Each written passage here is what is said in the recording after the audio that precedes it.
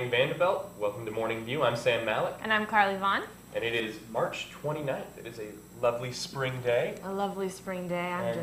I'm too tired to enjoy it. And lovely spring days mean lovely spring allergies, which I'm suffering from. Oh gosh, well that's not good.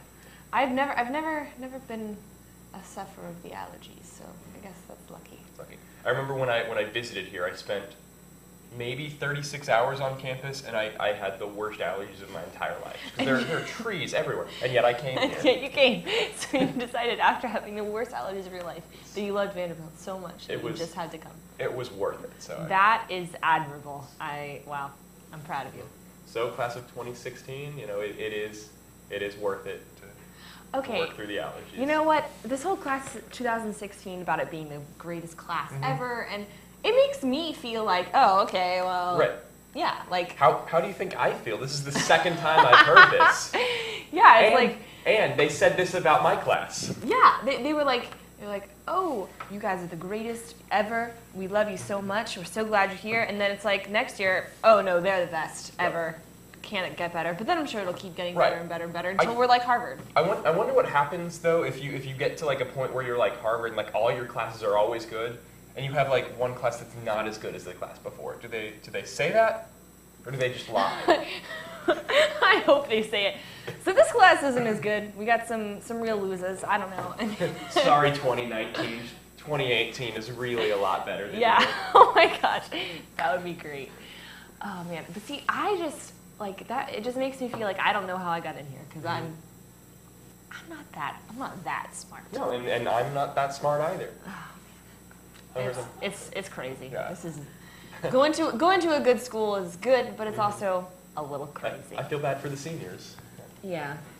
They've heard this is the. But they're about to get out, so it's okay. Oh, they're good. Yeah. Yeah. Good. They don't give a crap. They don't have to put up with these new little geniuses. Oh God, new little geniuses. Sound like baby geniuses. Anyway, I'm really tired. Me too. Well, but the class of 2016 is not the only thing going on at Vanderbilt this week. Vanderbilt Catholic will not seek official status over non-discrimination debate. The Vanderbilt Catholic will not re-register as an official student organization for the next academic year due to the university's enforcement of its non-discrimination policy, which requires registered groups to open leadership positions to students regardless of belief. Vanderbilt Catholic president said, Vanderbilt Catholic does in fact have faith-based qualifications for leadership, and so to sign this policy would be dishonest on our part.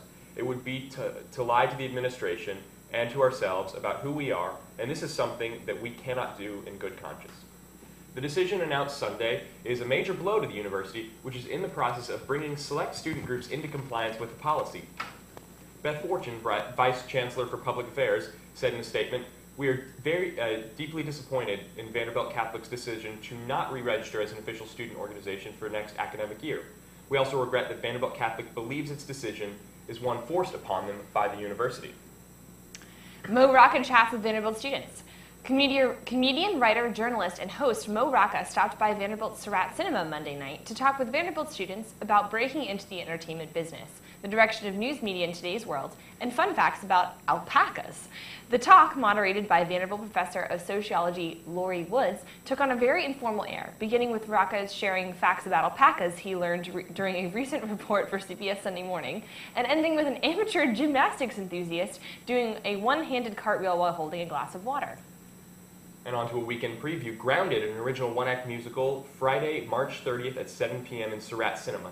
For one night only, senior composition major Ryan Correll and collaborator Teresa Lotz present the original musical Grounded. The entire show was written and directed by Correll with help from Lotz, and the cast, crew, and orchestra are made up of 25 talented Vanderbilt performers.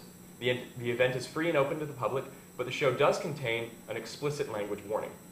And Infusion 2012 will be Saturday, March 31st, noon to 3 p.m. on Alumni Lawn. This year's event, presented by the Multicultural Leadership Council, will feature free food, booths with carnival-style games from different campus organizations, as well as performances by groups such as Vita, Original Cast, and Vandy Tall. The host of the afternoon will be VSG President Adam Meyer and MLC President Trevor Geller. Attendees who donate $5 or more will enter a raffle for an iPad, Rites of Spring package, and other prizes. All proceeds go to the local Nashville nonprofit, Nashville International Center for Empowerment. And Masala Sache presents Holy Saturday, March 31st, 3 to 6 p.m. in Wilson Lawn. Immediately following the Multicultural Leadership Council's Infusion on Saturday, Masala Sache will host their annual Festival of Colors in Springtime, Holi. The event will feature paint wars, water balloons, music, and even a slip and slide. Admission is free, so be sure to wear clothes that you don't mind getting a little extra colorful. And that's headlines for us. A paint war. Paint war, yes. A paint war. I want to do that.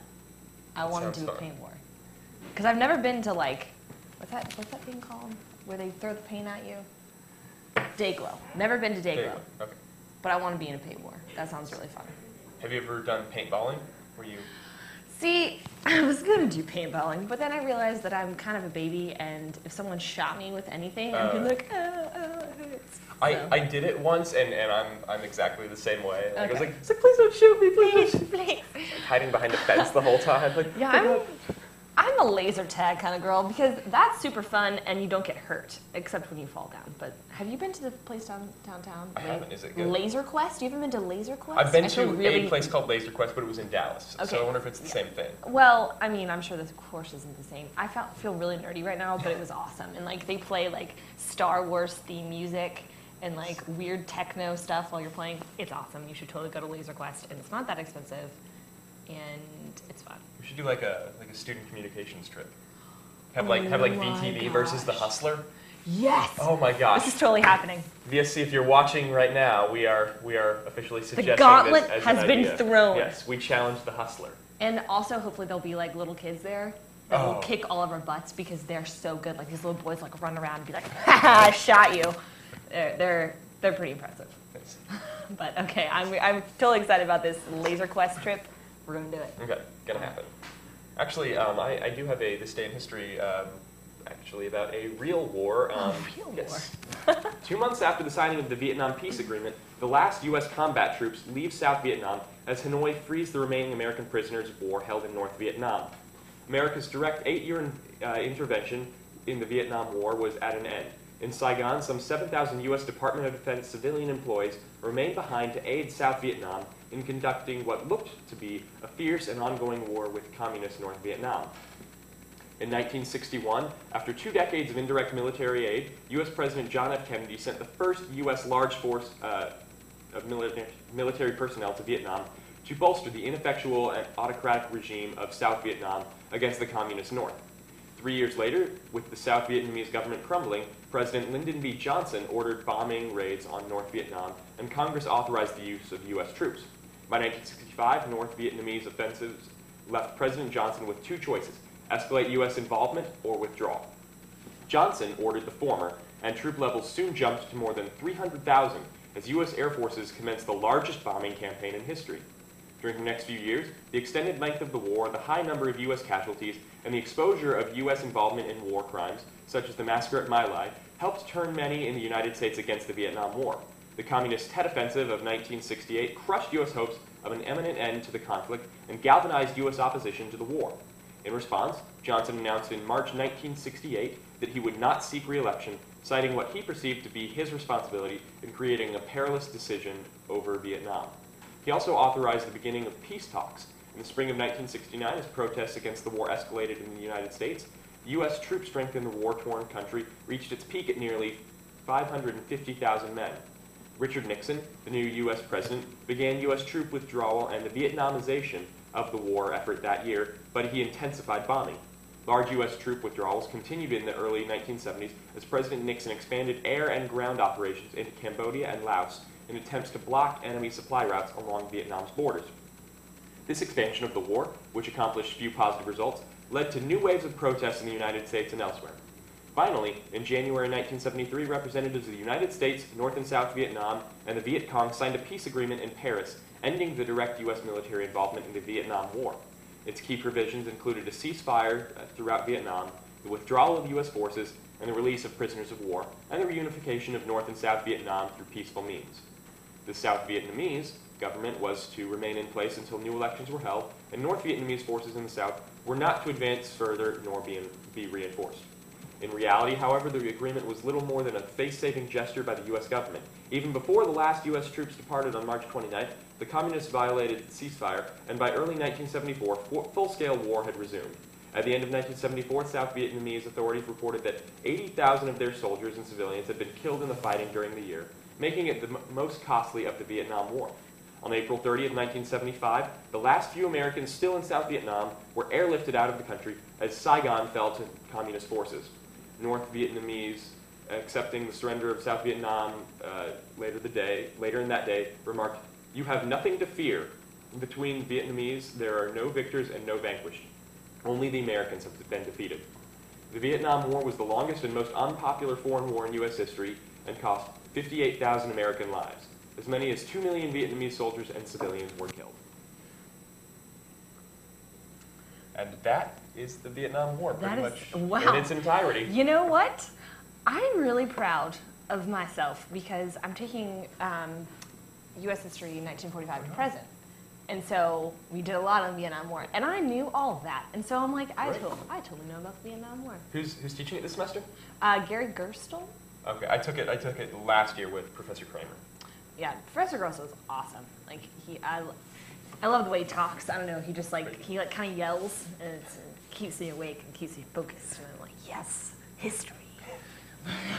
But they have the TAs all did guest lectures too, and this one guy was so crazy on coffee. He couldn't stand still. Was just walking back and forth and crazy. So, but speaking of teachers, it seems that these days teachers are constantly getting themselves into trouble. While our esteemed faculty members here at Vanderbilt are keeping their proverbial noses clean, a third grade teacher at a Washington, D.C. charter school has been fired after assigning his class some pretty disturbing math problems.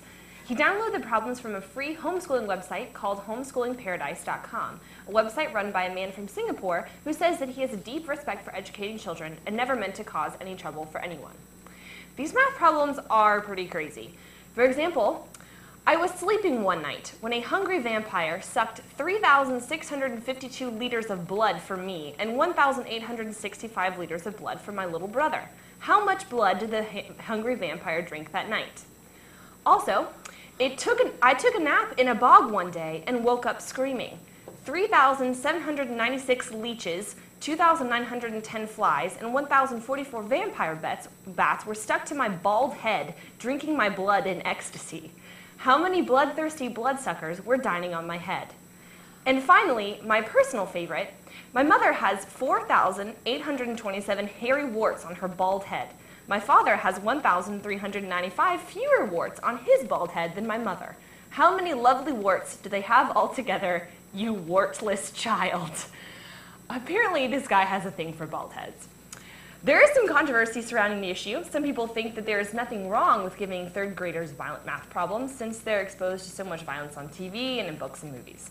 But from the perspective of someone with a 6-year-old brother and a 10-year-old sister, I don't think I'd really like them being given things like this for homework. Regardless of opinion, the teacher was fired, and the creator of homeschoolingparadise.com is taking the offensive worksheets down as of April 30th. So Vanderbilt, if you'd like to maybe practice your long division, I'm sure there are some gruesome problems on which you can practice your skills. I hate to say it, but they make me laugh. They do, they do. But they're disturbing. They're horrible. You watchless child. Like, what is that? And some of them, I didn't put in there's some that are racist, and I was like, whoa. So I didn't put any of those on there because those aren't funny. Good. But the really creepy, weird vampire. Yeah. How many bloodthirsty bloodsuckers were dining on my head in ecstasy? I've read them a lot. You guys got to memorize. It's a little weird. Anyway. Oh God. Who thinks up stuff like that? I don't know, but he has this whole explanation on his website about how he read horror books when he was a child and watched scary movies, and he never turned into a serial killer, so these math problems won't do that to your child. And I was like, still, they're creepy. They're creepy and weird. I mean, for someone with a twisted sense of humor, yeah, they're entertaining, but not for a child. They're funny for us. I wouldn't want my 10-year-old brother doing them. No, definitely not. But speaking of bald heads, you might want to shave your head today, Vanderbilt, because it's going to be hot outside. Got a high of 83 and a low of 58. It's going to be pretty sunny and nice and hopefully no rain. So yeah, if you need to shave your head because it's just so hot outside, we'll understand. 83 is not. It's hot. It's Okay. hot for. If you're from the north, it's hot. Okay, but I'm not from the north, Okay. so. I'm from but it's- Texas, so I'm like it's not. Okay. Like well, no. 83, that's pleasant. No, it's pleasant, but it's still hot. It's hot. Okay. Like, even though I live in Florida and I'm used to 95-degree weather in August, it's 83 is still hot. Okay. See, I'm used to like 100-degree weather. It's like Yeah, but do you have as much humidity? no, that's true. See? That is true. When you walk outside in Florida during the middle of summer, it feels like you're swimming, and it's really bad. Well, maybe you should go for a swim though, if you are hot. I see. I've never been to the pool here. I keep wanting to go, but I've never like I wish it had was. the time. I wish it was I outside. don't really know how to go to the pool here. Yeah, I think they have like open like lap hours, Mm-hmm. but I don't like to do laps. I like to go and like play in the water. I wish it was outside because inside it's just like not as. You're already cold when you're inside. Why would you want to go in a pool? Aren't there some schools without outdoor pools? I think so. I know my brother goes to USC, and I think I've seen them with an outdoor pool. I mean, of course, it's gorgeous weather all the time out there. So. All right. Well, Yes. something else for me to be depressed about today. Well, Vanderbilt, thank you for joining us this morning. Make sure to tune back in next week. John and Carly will be hosting on Tuesday. We'll be back on Thursday. We've got some interviews coming up with some different groups, so make sure you tune in.